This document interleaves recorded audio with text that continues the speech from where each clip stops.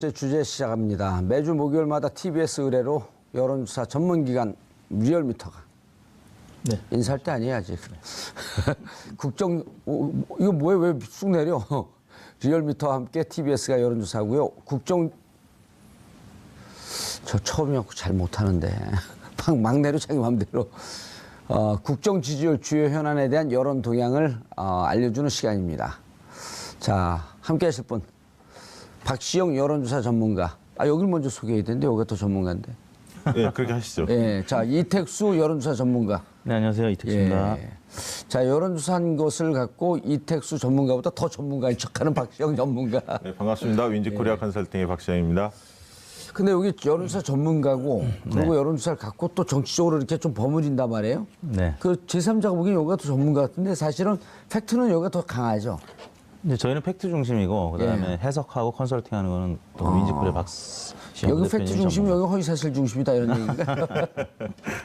아니 이제 그 또 여론조사 결과 갖고 해석하는 것도 중요하니까 그럼요. 요즘 보니까 그 여론조사 전문기관들이 그냥 여론조사만 밝히는 게 아니라 그거 숨겨져 있는 의미, 해석 이런 거를 주로 많이 하더라고요.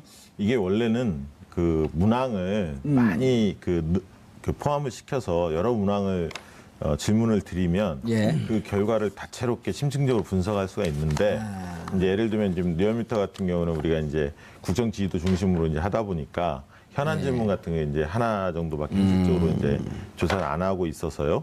그러다 보니까 이제 그것을 어떻게 해석할 건가에 대해서는 좀 보는 각도에 따라서 약간 다를 수 있는데 일단 여론조사라는 건 기본 분석은 데이터에 근거해서 일차적으로 분석을 하고 그 데이터에 미치는 여러 영향 요인이 있을 텐데 그 영향 요인에 대해서 어떤 것들이 좀 중대하게 영향을 미쳤을지 우선순위랄까요? 이런 부분들은 여러 그동안에 이제 쭉 국민들의 여론을 추적해 오면서 민심의 기저가 어떤 쪽으로 형성이 돼 있는지를 이게 심층적으로 좀 들여다보고 있을 때 어떤 현안이 닥쳤을 때 국민들이 어떻게 반응하는 것을 나름대로 그것을 정밀하게 좀 분석할 수 있지 않을까 그렇게 생각이 듭니다. 여론조사는 중요하죠. 정치의 흐름을 보려면 꼭 해야 되는 거죠.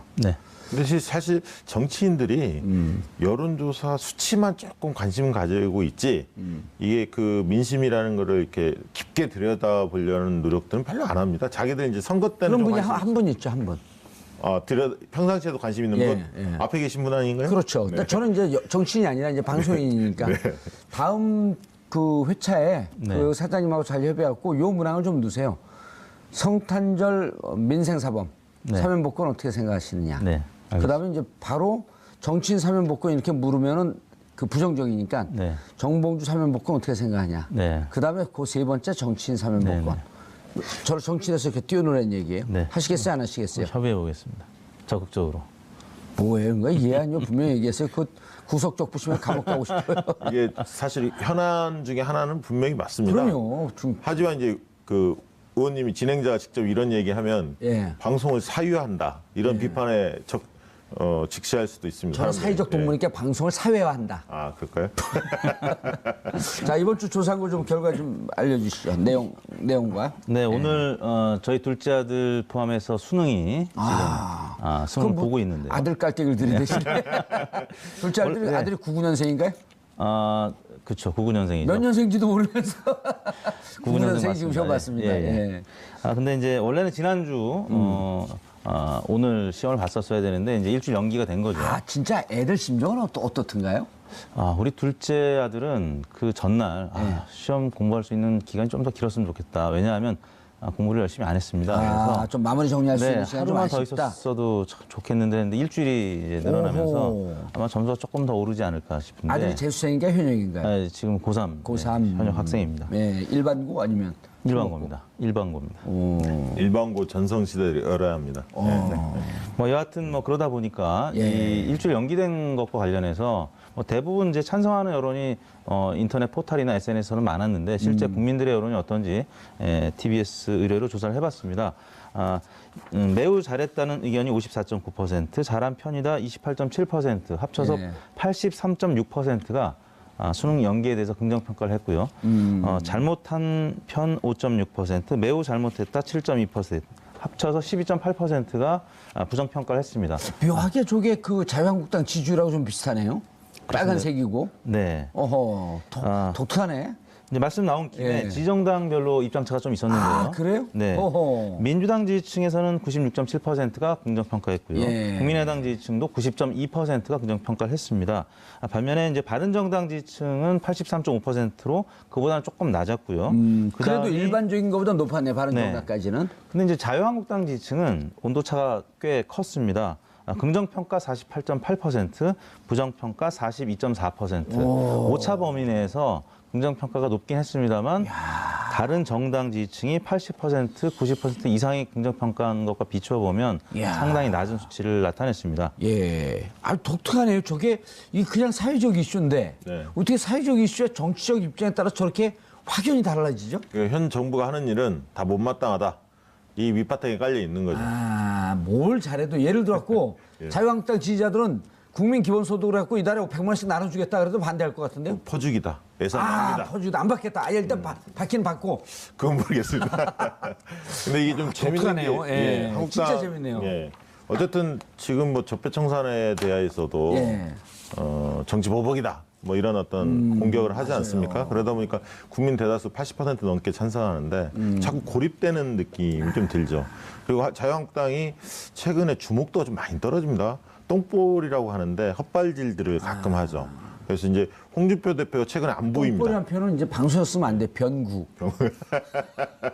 변구통. 요즘에 이상하게 홍준표 대표가 언론에 많이 등장 안 합니다. 그러니까 특별 활동비 사건 뭐 이런 등등해서 좀 입장이 곤혹스러워 보니까 등장 안 하고 또 유효의 최고위원의 포항 지진 발언이 있었지 않습니까? 복권은 샀대요.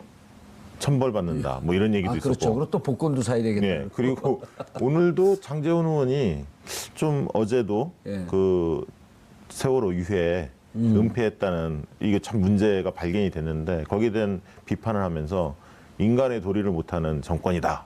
이렇게 발표하다 보니까 그러면 세월호를 그동안 자유한국당이 어떻게 대해 왔는지를 우리 국민들이 알기 때문에 그러니까 호재가 있는데 그걸 잘 살리지 못하고 오히려 너무 이렇게 과도하게 정권 비판 쪽으로만 나서다 보니까 국민적 공감대를 못 얻는 것 같습니다. 묘한에 세월호에 대해서 제가 기억하고 있는 것은 제가 세월호 가족들하고 오랫동안 같이 있으면서 특히 현재의 야당 쪽 입장은 이런 입장이 많았었잖아요. 교통사고보다도 더 적게 죽은 숫자인데 뭐 그거 그렇게 호들갑을 떠느냐. 수학여행 가다 그 죽은 것을 사고 난 것을 왜 국가가 책임져야 되느냐 이런 입장이 다수 아니었었나요? 그렇죠. 그런 것들을 이제 국민들이 다 알고 있기 때문에. 그런데 이제 와서 인간의 도리를 못한다. 그럼 자기들이 지금까지 인간의 도리를 못해왔다. 이런 거 자백한 건가요? 글쎄요. 그게 본인들은 짐승이다. 이걸 선언한 것으로 우리가 해석을 해야 하나요? 요즘 뭐 짐승돌이 유행하긴 하지만. 뭐 여하튼 긍정평가가 이제 대구, 경북 이쪽 지역 또 부산, 경남, 영남권 어떤지 자유한국당의 그 강세 지역인데 이번에 수능에 대해서. 네네. 근데 이제 대구 경북에서도 79%가 잘한 결정이다. 그러니까 이제 대구 경북 안에서도 자유한국당을 적극 지지하는 계층들만 잘못했다고 부정평가하는 의견이 16.7%에 그쳤고요. 부산 경남도 65.2%가 잘한 결정이다.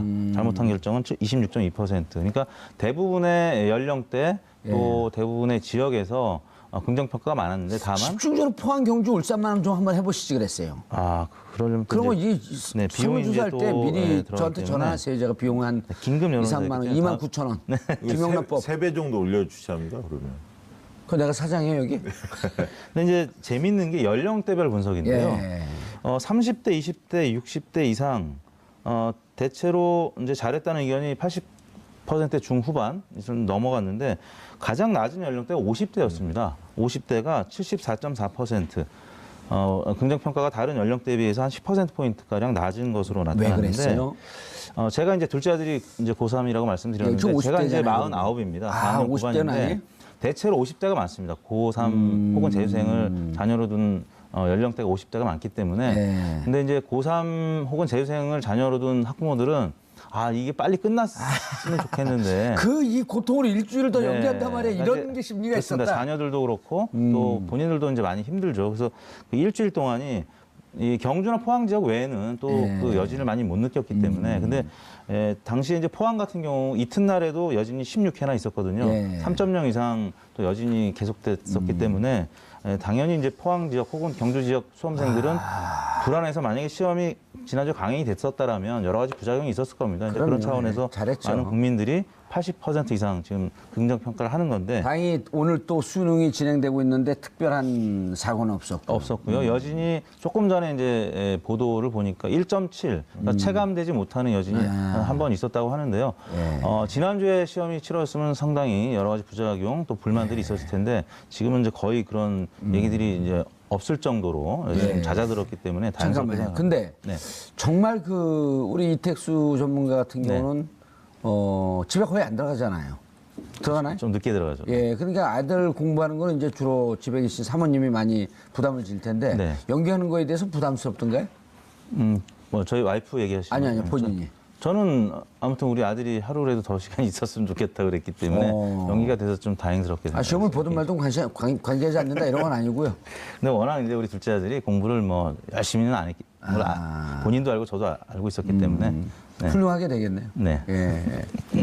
이번에 과정에서 대통령의 리더십이 굉장히 빛이 났습니다. 이제 나중에 이제 설명드리겠습니다만 지지도하고도 연결이 됐는데 뭐 보도에 많이 됐었지만 이게 최초에는 수능 연기 계획이 없었다는 거 아닙니까? 수보회의 할 때만 해도 청와대 자체적으로 비서실장 주재. 근데 대통령이 지진 발생하자마자 1시간 뒤에 귀국을 했는데 바로 수보회의를 열어서 그런 얘기를 했다고 합니다. 꼼꼼하게 지적을 하시면서 만약에 영어 듣기 평가할 때 이 지진이 발생하면 뭐 정전이 된다든가 유리창이 뭐 흔들려서 제대로 못 보는 상황에서 어떻게 할 수 있느냐 이런 식으로 계속 지적하다 보니까 그렇다면 현장의 분위기를 좀 더 정확히 알아보자 해서 내려가라 그랬대요. 김부겸 장관은 급한 거죠, 포항에. 그래서 들어보고 나서 이건 연기를 해야겠다 해서 8시 20분에 부랴부랴 김상곤 부총리가 교육부총리가 연기 발표를 일주일 연기 발표를 했는데 몇 시에 한 거예요, 그게? 8시 저녁? 20분 저녁에.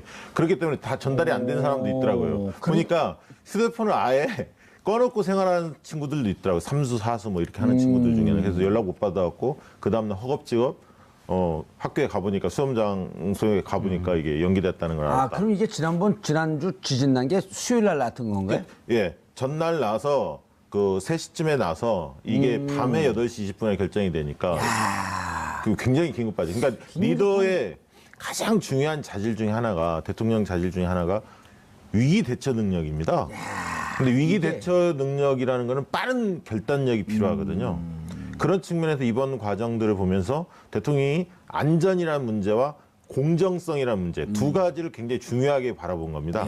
안전이라는 건 어쨌든 지진 나면 중요한 거니까. 또 세월호 경험을 우리가 해보지 않았습니까? 그리고 공정해야 한다. 그러니까 대다수가 뭐 문제가 없다라도 소수가 불공정한 상황에 놓여 있으면 그거 옳지 않지 않는 거 아니냐 이런 어떤 지적들을 한 거죠. 사실. 현장에 가본 게 현장에 답이 있다라고 하는 정치권의 속설이 있잖아요. 네, 그렇죠. 그러니까 어쨌든 이번 과정에서 준비된 대통령의 모습을 보여줬다 이렇게 좀 평가하고 이 과정에서 좀 재밌는 거는 현장에 김부겸 장관 파견한 건 적절했었나요? 그렇죠. 행안부가 그 안전을 대책을 책임지니까 일단 갔고 그리고 안전 상황을 먼저 진단을 해야 그 수능 연기 여부에 대한 판단을 하는 거니까요. 그렇죠. 수험 장소 4개 학교가 안전한지. 그렇죠. 그게 제일 중요하니까. 그래서 두 분이 이번에 빛이 났어요. 김상곤 교육부총리하고 김부겸 장관이 빛이 났는데 김상곤 교육부총리 같은 경우는 현 정부의 정책 중에서 가장 마음에 안 드는 정책도 쭉 뽑아오면 교육 정책이 제일 높게 나왔었습니다. 그동안에. 다른 정책에 비해서 좀 불만의 강도가 좀 있었거든요. 근데 이번 과정에서 좀 존재감이 좀 드러났고요. 김부겸 장관의 경우도 본인이 대구 경북 출신 아닙니까? 자기 정치적 기반이 거기 있는데 이제 그런 측면에서도 본인의 정치적 입지에도 좀 도움이 된 측면도 있어 보입니다. 이게 비교가 되네. 대통령의 7시간과 대통령의 5시간. 이번에 수능 그 지진 나고 수능 연기 결정할 때까지 5시간이거든요. 그렇죠. 그 5시간 동안 지금의 대통령은 어떻게 움직였는지, 네. 세월호 났을 때 그때의 대통령은 어떻게 움직였었는지 7대5. 예? 그렇죠? 네. 7 더하기 5는 몇이죠? 12죠. 10이는 한다스죠. 네. 이게 위기 매뉴얼이 딱 있어야 10이는 하는데 한다스라고요. 예, 다스? 한다스라고요. 좀 얘기를 듣고 넘어가세요. 예. 그 한다스는 누구 겁니까? 그 저기 포항에 계셨던 분 아니에요? 아니요. 5하고 10이는 그냥 한다스예요. 다스? 이게 예. 그 위기 매뉴얼들을 청와대에서 보통 마련을 하거든요. 근데 아마 이거는 없었던 것 같아요. 청와대에 계셨었죠 또. 예. 예. 왜냐하면 수능일 날 지진이 터졌을 때 어떻게 할 거냐. 여기까지는 없었지 않았을까. 굉장히 특수한 상황이기 때문에 그런 측면에서 매뉴얼이 없었을 때 이거를 리더가 빠르게 판단하는 게 굉장히 중요하다는 거예요. 아니 그런 것 때문에 우리 국민들이 5천만 국민들이 선거라고 하는 아주 엄혹한 절차를 통해서 우리가 위급할 때 어떻게 해달라고 권력을 위임하는 거 아니에요? 그렇죠. 예. 권력을 위임하는데 시술 받으면 안 되잖아요. 그렇죠. 이렇게 미리 받으시던가 그래요. 그렇죠. 늘 평상시에 평상시에, 예. 지진 안 날 때. 네, 예. 그렇습니다. 알겠습니다. 다음 결과요. 네, 뭐 그러다 보니까 예. 이 자유한국당 지지층에서도 아까 오차 범위 내긴 합니다만 6%포인트 긍정평가가 높았다라는 것인데 의미가 있네요. 네, 만약에 뭐 여하튼 조금이라도 부정적인 평가의 요인들이 있었다면 자유한국당 지지층이나 뭐 60대 혹은 TK 지역에서 부정평가가 뭐 오차 범위 내라도 높았을 텐데 지금 말씀드린 대로 자유한국당 지지층들조차도 6%포인트 긍정평가가 높았다는 거는 그리고 전체적으로 84%가량의 긍정평가라는 거는 뭐 상당히 높은 수치라고 할 수 있겠습니다. 그 다음 이제 뭐 그러다 보니까 문재인 대통령의 지지율 이제 소개 안 드릴 수가 없는데요. 바로 대통령 지지율로 넘어가네. 예. 문재인 대통령 지지율이 지난주 저희가 주간 집계가 71.6%였는데 이번 주 73.1%로 지금 4주 연속 70%를 이어가고 있습니다. 예. 뭐 물론 이제 다양한 요인들이 영향을 미쳤겠지만 지금 이제 그 자유한국당 쪽에서 전에 왔던 여러 가지 부정평가 때문에 뭐 아까 소개해드렸습니다만 유해 최고위원의 그 막말 논란이라든지 아니면 최경환 의원의 그 또 그 검찰 뭐 수사 소식 뭐 등등 때문에 오른 것도 있겠지만 첫 번째는 이 지진 대처 능력이 이제 뛰어났다 이렇게 국민들이 평가하는 것 같고요. 두 번째는 이국종 교수가 뭐 어려운 과정 속에서 JSA 기존 병사를 이제 살려냈는데 뭐 그런 소식도 문재인 대통령 국정수행 평가에는 긍정적으로 영향을 미치지 않았나 싶습니다. 아주 호재죠. 네네. 왜냐하면 온 국민들이 어떻게 될까 그 고민하고 있었는데 또 그 와중에 수술 와중에 23cm 정도 되는 거대 회충이 발견되면서 부부의 경제적 실상, 건강 실상까지도 노출이 됐단 말이에요. 네. 이 하나로 여러 가지 남북 관계도 얘기할 수 있고 그다음에 이 생명을 결국 구해낼 것이냐 말 것이냐라고 하는 이런 또 그 긴박한 상황에 있었고 또 어제는 공교롭게도 JS의 그 CCTV 영상도 공개됐고 온 국민이 돈 안 내고 영화 본 거예요. 그 아주 절박한 순간에. 근데 그게 정말 영화보다도 더 긴박하더라고요. 네. 그래서 정치 외적인 요인이었음에도 불구하고 지금 JSA 그 기존 병사 소식 때문에 문재인 대통령의 지지율이 올랐다고 봅니다. 그래서 지금 4주 연속 그게 반영이 된 건가요? 네, 월화수 저희가 조사를 한 것인데요. 지지율이 계속 이제 오름세로 가파르게 오름세로 지금 나타나고 있고요. 물론 이제 그 당내에서도 여러 이제 그 부정적인 소식이 있을 수가 있는데 대체로 지금 그런 전병훈 소식보다 수석. 네네 전병훈 수석이 이제 영장이 청구됐죠. 이제 그런 소식에도 불구하고 지금 정치 외적인 요인과 또 지금 자유한국당과 여러 가지 부정적 소식 때문에 문재인 대통령 지지율이 올랐습니다. 그리고 부정평가는 22.3%로 지난주 대비 한 2%포인트가량 감소한 것으로 나타났습니다. 예. 대통령 지지율에 대해서요. 네. 예. 그러니까 뭐 대통령이 잘해서 하는 것도 있지만 제가 볼 때는 아까 했던 야당이 제 몫을 못하고 있는 것도 영향을 미치는 것 같아요, 사실은. 그거 크죠, 그게. 예, 그게 아까 이제 그 홍준표 대표 얘기도 했었고 장제원 유효의 이 의원이나 이런 분들의 이제 발언 얘기도 했는데 사실은 이제 국민들한테 최경환 그 의원의 그 메시지도 상당히 충격적이었죠. 왜냐하면 자기가 개인적으로 받은 돈이 있다면 대구역에서 할복을 하겠다. 동대구역. 동대구역에서 할복을 하겠다. 굉장히 센 워딩을 썼거든요. 이제 이런 것들이 싫어해요. 예, 이런 것들이 국민들한테 굉장히 뇌리 깊게 박힙니다. 그리고 결국 할복 안 할 거 알거든요. 그리고 또 밝혀졌고요. 예. 진술이 있었지 않습니까? 그래서 이게 뭐 사실에 부합하는 거 아닌가 국민들이 좀 보고 있는 거고요. 이런 면들이 좀 맞물렸고 그러나 대통령 지지도 계속 고공행진을 할 건가?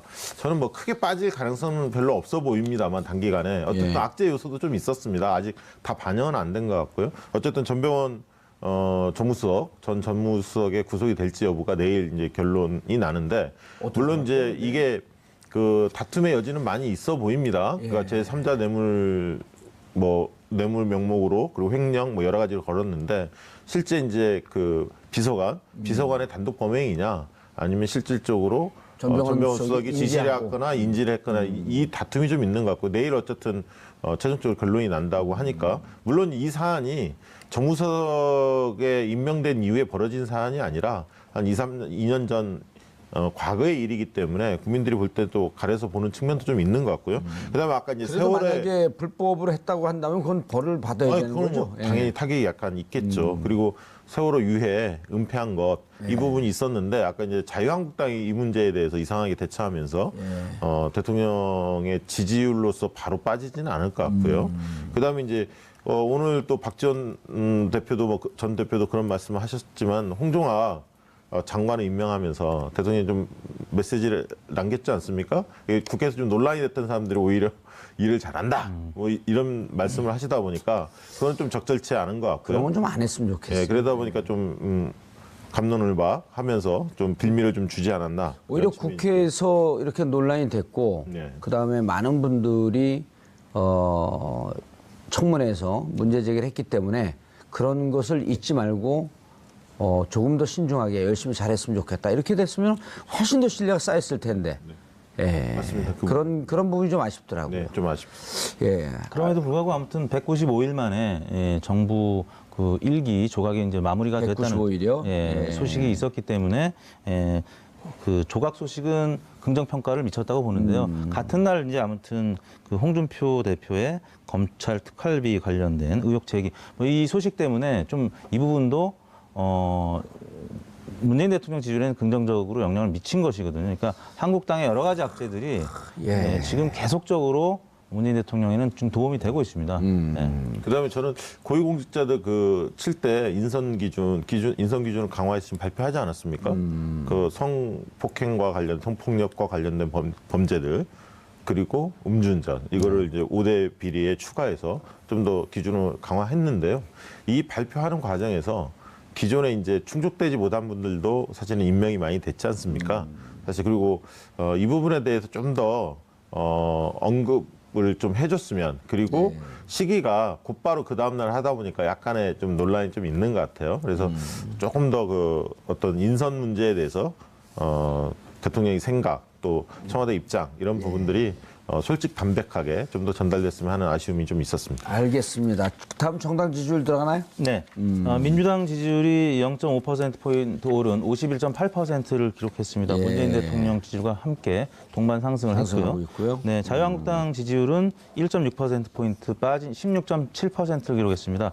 역시 계속 언급되는 부분이지만 유여의 최고위원회 막말 파문 논란이 주초에 계속 포털 사이트, SNS를 통해서 많은 비판이 이어졌기 때문이고 또 최경환 의원과 관련된 검찰 수사 소식, 또 홍준표 대표의 특활비 논란 등이 영향을 미쳐서 지지율이 지난주에 이어서 지금 상승세를 이어가지 못하고 하락세가 2주째 이어지고 있습니다. 그다음에 정의당 지지율인데요. 1.9%포인트 오른 6.9%를 기록했습니다. 그다음에 바른정당이 5.6%, 국민의당이 지금 계속 최저치를 향해 가고 있는데요. 4.4%. 지난주가 4.9%가 최저치 타이 기록이었었는데 그보다도 0.5%포인트 빠진 수치를 기록했습니다. 최저치 그럼 최고 기록인가요? 그렇습니다. 지난주가 4.9%가 타이 기록이었거든요. 국민의당이 평창 올림픽을 앞두고 그 기록을 많이 갱신하고 있네요. 네. 어제 이제 끝장 토론이 있었는데 뭐 끝장을 내지 못하고 지금 그냥 미봉책으로만 덮은 상태고요.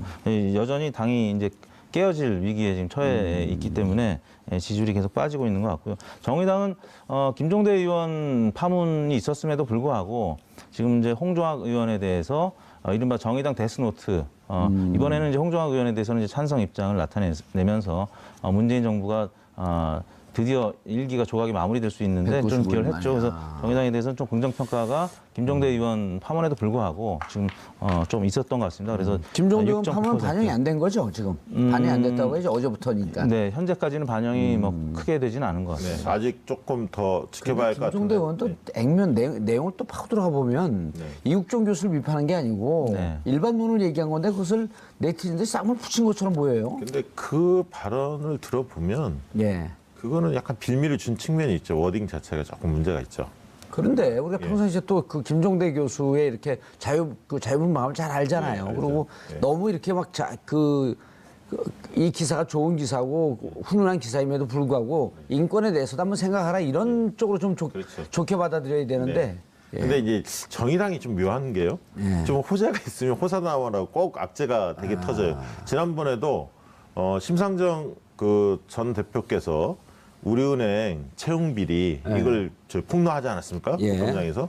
그래서 이제 금융권들도 채용 비리에 대해서 사실은 이제 수사가 전면화됐는데요. 예. 그런 뭐 성과들이 좀 있으면 이런 건이 꼭 한번 터집니다. 과거에 메갈리아 논쟁도 마찬가지고 좀 좋았다가 좀 꺼지고 그래서 좀 상승세를 크게 이어가지는 못했는데 앞으로 좀 정의당이 조금 더 국민적 지지를 획득하려면 한 10% 좀 넘었으면 좋겠어요. 그러려면 의원들도 좀 잘해갖고 정의당 당원들이 조금 더 적극적으로 좀 그 활동을 해야 하는데 그런 게 그렇게 눈에 잘 보여지지는 않는 것 같습니다. 민주당에서 정의당으로 몇 명 좀 이렇게 그 입당을 했으면 좋겠어요, 의원들이. 그건 구태 아닙니까?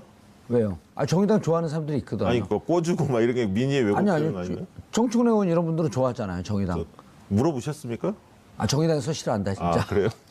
본인은 좋아하는데 정의당에서 싫어한다. 예. 근데 그 이택수 대표님께 한번 여쭤보고 싶은데 제 진행자는 아닙니다만 안철수 지금 대표께서 바른정당하고 이게 통합론이 계속 상당 기간 좀 이어질 것 같은데 안철수 대표 측에서는 어떻게 보실 것 같은 느낌이 드세요? 손해인 것 같으세요? 아니면 이익으로 보실 것 당장은 손해 본다고 생각을 할 것 같아요. 근데 네. 지난번 이제 비밀 여론조사 당내에서 이제 그걸 두 번 했죠. 실시했다가 근데 두 번 다 그렇게 노출을 시켜요? 네. 그러니까 어떻게 보면 이제 좀 오늘도 나왔던데 하나? 의도적인 걸 수도 있죠. 이제 중앙선거론조사 심의위원회 홈페이지에도 등록이 됐었는데요. 아무튼 공개가 됐음에도 불구하고 비밀 여론조사라는 이제 수식어가 여전히 붙고 있는데 그 조사에 따르면 바른정당과 국민의당이 합쳤을 때 시너지가 가장 높은 것으로 나타났고 그리고 2등으로 올라가는 수치를 기록했거든요. 대략 그 1차 아니에요? 1차 10월에 조사했던 거. 이번에도 오늘인가요? 발표 또 나왔습니다. 그 조사 결과, 한국 리서치에서 나온 결과. 뭐 그런 조사가 또 있다 긍정적인? 보니까 네, 그 포인트는 두 가지였는데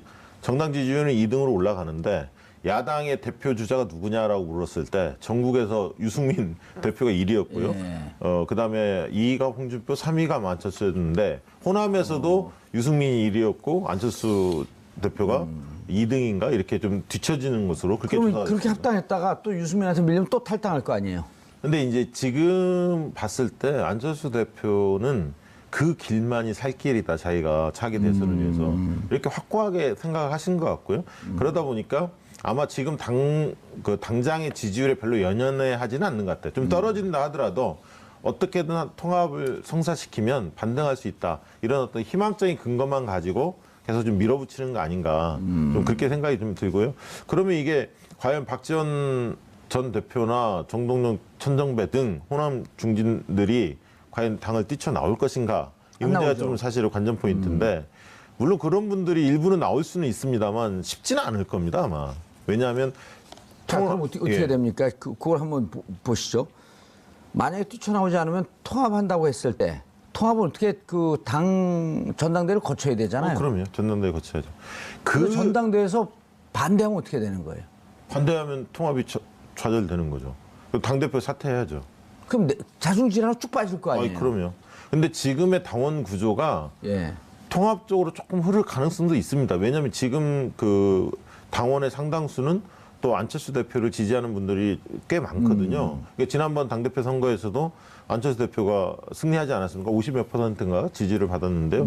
그렇기 때문에 호남 베이스를 가진 당원들도 있지만 안철수 대표를 지지하는 당원이 상당수 있기 때문에 전당대회까지 가면 어떻게 될지는 모르겠고요. 특히 이제 원외 지역위원장의 경우에는 안철수 대표를 지지하는 그룹이 좀 더 많다고 봐야죠. 왜냐하면 호남 대체적으로 현역들이고 나머지 원외는 호남 외의 지역들의 의원들이기 때문에 거기에서는 어쨌든 연대나 통합이 유일하다 이렇게 보는 분들이 상당수 있을 거라고 보여지기 때문에 만약에 그 국면으로 간다면 박지원 전 대표 같은 경우는 탈당할 가능성이 좀 더 높다고 봐야죠. 예를 들면 마지막 지금 남은 수가 도지사 선거 이런 것들인데요. 차기에. 자기 정책 계산에서 이게 맞지 않는다면 중진들은 그럴 수 있다고 봅니다. 그러나 이제 호남 초선들의 문제가 있죠. 경쟁력이 높지 않기 때문에 과연 홀로 나와서 몇몇 모였다고 해서 그분들이 차기 총선에 살아남을 수 있을까에 대한 확신이 없기 때문에. 그래도 어쨌든 그쪽으로 갈 수 없으면 20명 정도 수를 맞춰갖고 원내 교섭단체를 만들려고 하는 노력을 하겠죠. 그러니까 그 새싸움의 문제입니다. 그러니까